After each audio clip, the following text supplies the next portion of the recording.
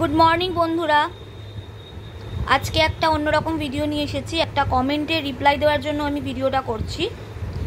পাপিয়া চক্রবর্তী বলে একজন আছেন ইউটিউবে, উনি আমার ভিডিওগুলো দেখছেন, ব্লগগুলো দেখছেন, রিলসগুলো দেখছেন, কিন্তু উনি আমাকে এত বাজে বাজে কমেন্ট করছেন এবং যথারীতি গালাগাল দিয়ে কমেন্ট করছেন। আমার ভিডিওগুলো দেখা যাচ্ছে না, এত বাজে ভিডিও, আমার ভিডিও বানানো ছেড়ে দেওয়া উচিত, আমার ভিডিও দেখে ওনার মুড অফ হয়ে যাচ্ছে।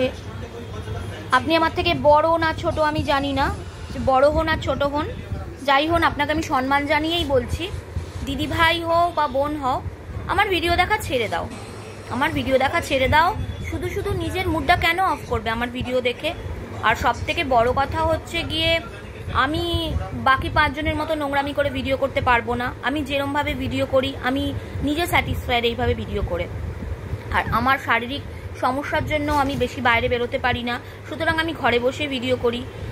আর আমার তো সেই ক্ষমতা আছে নিজের মুখ দেখিয়ে ভিডিও করার বা নিজেকে সবার সামনে তুলে ধরার। তোমার তো সেইটুকু ক্ষমতাও নেই। নিজের আইডিতে না আছে একটা নিজের ছবি, আর না আছে কোনো রকম কোনো ভিডিও বা কোনো পোস্ট, কিচ্ছু নেই।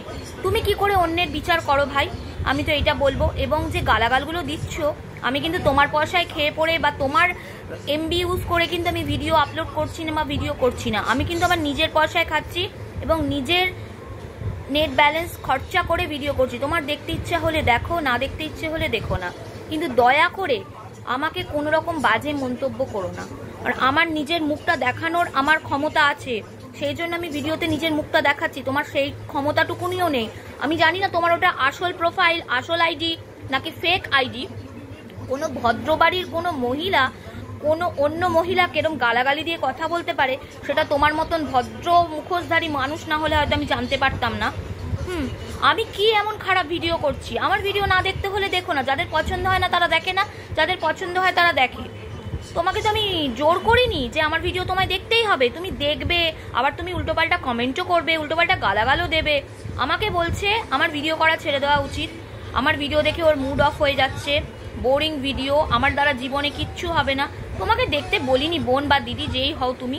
আমার জীবনে কিছু হোক না হোক, ভগবানকে ডাকি আমার মতন পরিস্থিতি যেন তোমার না হয়, ঠিক আছে? আমি এই আজকে ভিডিও করছি না ঘরে বসে, তুমি বলছো আমার কন্টেন্টের অভাব, কিছু করার নেই বোন। আমি নোংরামিও করতে পারবো না ঘরে বসে, আর আমার রাস্তায় বেরোনোর ক্ষমতা নেই, কারণ আমার শারীরিক অনেক রকম সমস্যা আছে, সেই জন্য আমি বেরোতে পারি না। তাই জন্য আমি ঘরে বসে ভিডিও করছি। তোমার যদি ভালো লাগে দেখো, না ভালো লাগে দেখো না, ব্যাস এইটুকুই বলার ছিল।